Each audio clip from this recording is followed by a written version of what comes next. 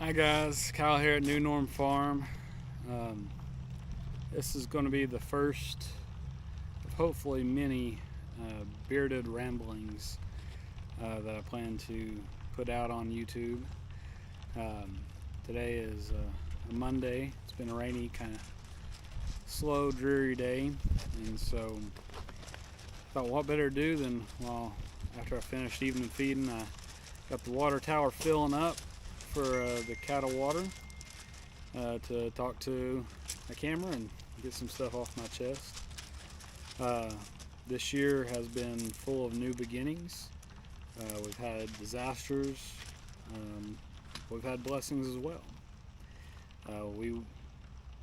Cassie and I talked about this year being a year of new beginnings and getting a new start and really trying to get the homestead up and running the way we really want it to run, because we have a desire to share it with others. It's something that we've stated on YouTube before, we've stated on our website, and we really want to be able to share it, and unfortunately we've not been able to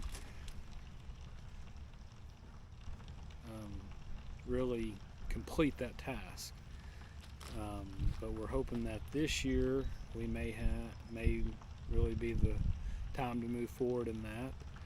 We said new beginnings. We didn't know exactly what that meant, but just kind of catch anybody up that doesn't know.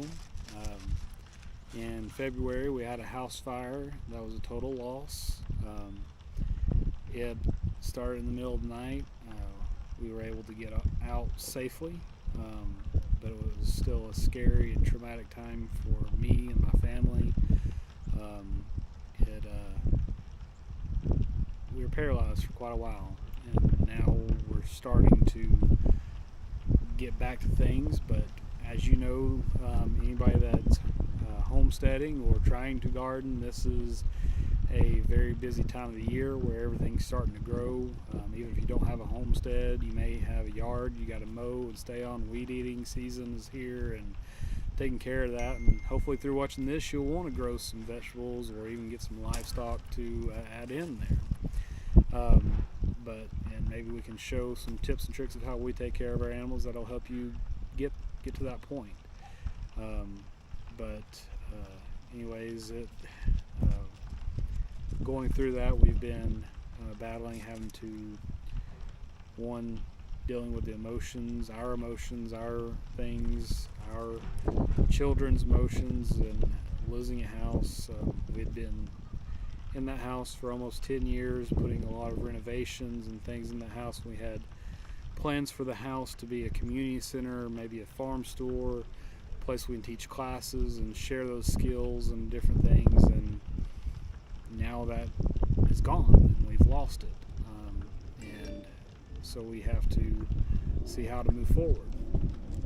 In the same right, because of losing that house, we've had a lot of community show up that we cannot even begin to thank everybody that has helped, that has shown up and helped move some of our stuff out of the house that we can wash and try to save, and help us by providing trailers and different things to be able to move things and get things going. It has been just a major blessing, and seeing everybody come out, and God has truly just opened our eyes to what community can do. And if there's anything I can say when you start to that journey to be a homesteader or farmer, or down just putting some plants out, which I believe makes you a producer and a homesteader, try to build your community. Find out who your neighbors are, even if they have no interest in gardening or thing. Just build that community to let them know that you're there for them. I know that it's one of our goals, and we try so we can ultimately share the gospel and share our way of life. And so it's what we do, and to see that come out, to come back to us, has been an amazing venture. And so with the losses, we've also seen a lot of blessings. We lost the house. We bought a garden, a small greenhouse, and Cassie started all kinds of seeds, had seed starts, growing, getting ahead of the season. Also, we're hoping to maybe do a fundraiser, sell some plants and things to try to get money to rebuild a home on our homestead. And the storm came over, turned everything over, and she lost 8 weeks of work. Not to mention that all the plants and things that we lost that were inside the house that she had started to try to get ahead then, because we had all our cold weather started in the windowsills because we didn't have a greenhouse at the time. And then to go lose that, then lose another greenhouse. While we were gone from the homestead, neighborhood dogs came and killed some of our flock, our chickens. We also had our kind of winter setup in our chicken coop collapse and kill one of our chickens, and all things that could have been prevented if we were here on the farm, but because of the situation, we're having to actually live away from the farm. But in the same right, we've had a huge blessing that a church down the road had a parsonage, and so we're about a mile away from the farmstead, and we're able to traverse back and forth much easier than having to go 20-30 minutes away and try to keep up our cattle and our livestock and our garden, because as you know, this is the time of planting and preparing, and we're trying to do that, and it's hard enough being a mile away and get everything in preparation. And I know I've not been able to help Cassie and the children with the planting and stuff like I should, because I've been focused on getting the house demoed, building a road to the back of the property so we can build our house where we, in our dream state, in the back of the property, to have a little more privacy. And so I've been so focused on getting dirt and machines and equipment and running that. My oldest son Elijah has been a blessing in picking up the skid steer, being able to move forward, and Nehemiah has been awesome. He's helped in that same right and stepping up in other areas. But at the same time, they're dealing with so much loss that it breaks my heart to see that and how to deal with that. Ultimately, I know that God works all things for good of those who love Him. And so we do put our faith in Christ Jesus, and we have seen good things come out, but it still hurts as we mourn the loss of our home and the loss of the things and that. And moving forward, it just hurts. And so we've just been working through that and hoping to move forward in a way that we can try to start to bless others again, because we have been so blessed. People have come out and helped. For the first couple of weeks when we were in the thick of it, things have kind of died down a little bit, and so we're still trying to plant and do those things. And it is hard. Striking a balance.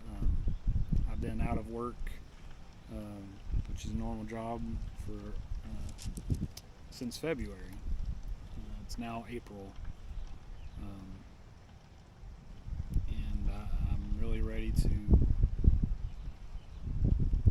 make the homestead and the life my main job, and that's a whole new conversation on top of that to discuss with the wife and family.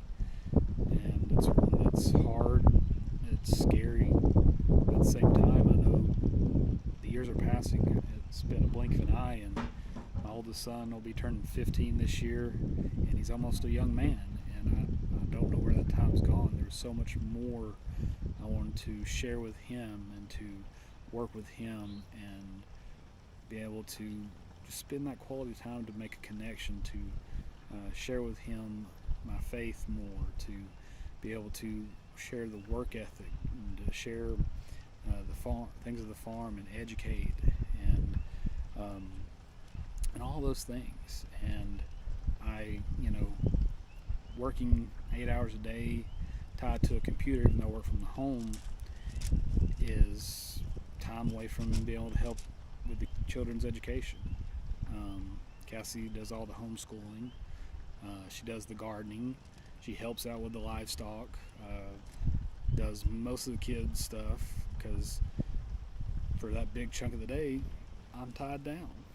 And I'm hoping that the Lord would use this to present an opportunity for me to be able to not have to go into work, and that way I could help more with the education, more with the household, more with the garden in those daytime hours of actual need, so I can be there for my family, because I believe God calls us to not work our lives away for somebody else, but to find a piece of land that we can work to His glory.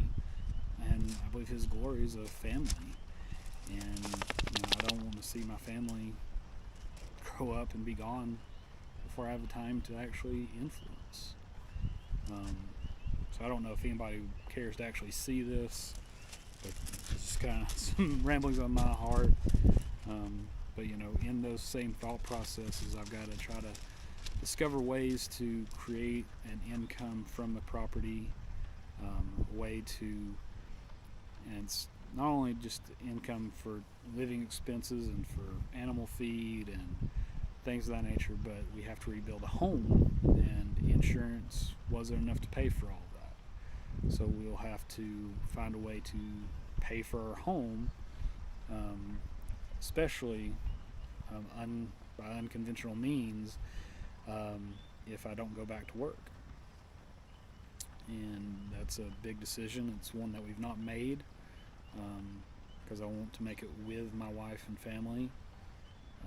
I know my oldest son is in support of me not going back to work, but ultimately, being 15, he doesn't understand some of the financial obligations, and some of those scary thoughts that his mom and I do, and it's just a hard thing to even talk about, just with the emotions that are going on.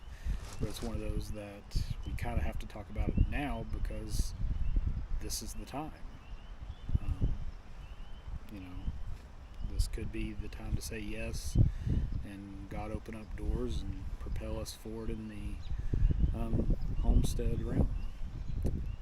But I don't know for sure the right answer, because the one thing I have learned is that nobody knows everything, only God does.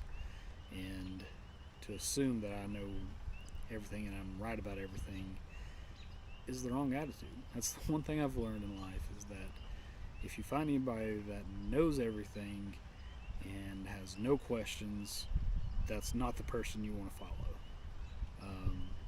Because in this life, unless you're God, it's full of questions. And so if you're out there and you're trying to homestead or trying to do stuff and you're questioning yourself, that's a good thing, because it means you're willing to still learn. Your mind is open, and that's where I find myself, and I want to continue to learn. And I'm sure that I'm going to post stuff, and you out there in YouTube world and the internet are going to say, what in the world was he thinking? He should have done this. And you know what? You're probably right. But at least I'm doing it. That's the only thing I'd say, is at least I'm trying, and I hope that you try. And if you see me do something, you do it yourself and do it better and do it the way. And then send me a video or a picture of how to do it, so I can correct my ways. And so, I'm not opposed to being corrected. I believe in our beliefs that we are taught that correction is a good thing, not a bad thing. That's what I want to teach my kids, is that a correction is not bad. It's just a learning experience, as some speakers have said. Fail forward. Use your failures to move forward, not to stop yourself, but to learn and to go forward and do better. Got these dogs and cats coming around. They find all kinds of stuff. But so we've gotten all that to say is that this year got a lot lot of stuff going on, and we're looking at.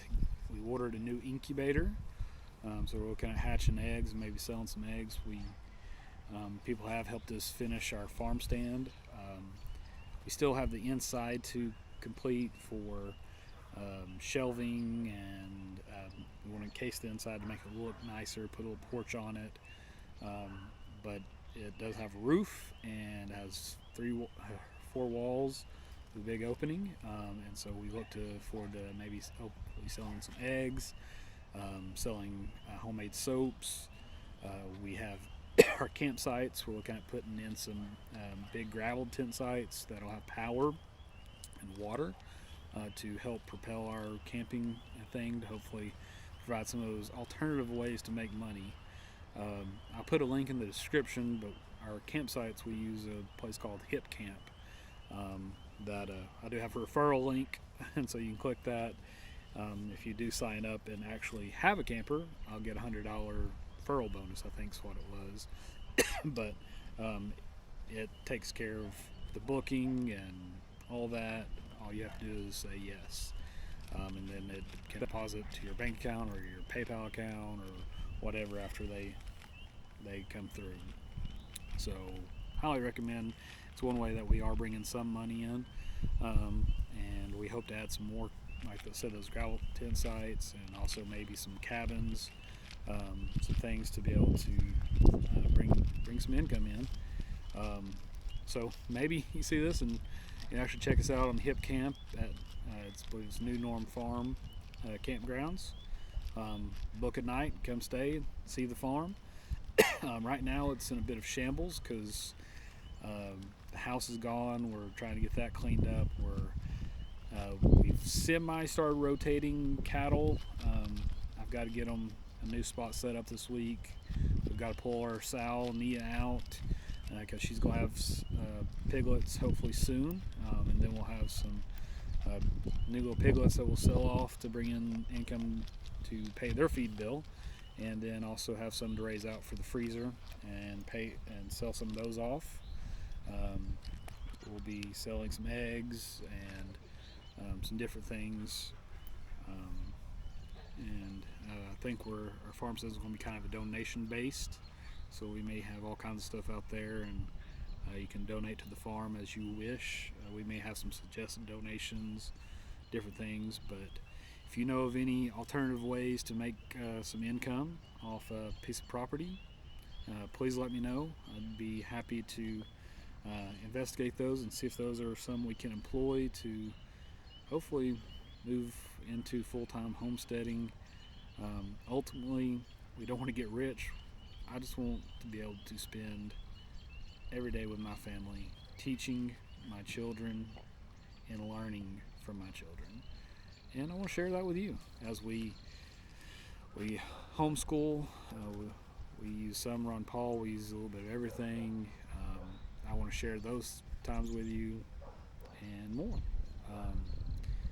And so as we embark on trying to find a new venture, I want you to follow along with us and hopefully learn something, hopefully laugh some, because I even looked at doing some of those TikTok recreates or whatever, who knows, to get some new subscribers and to bring some income, because at this point in my life I don't mind to look like a fool. But that's this week's Bearded Ramblings. So until next one, cat hair. And I'm going to try to keep these unedited so you see dogs, cats, whatever run in, and that's real life. But until next time, get in the dirt and get growing.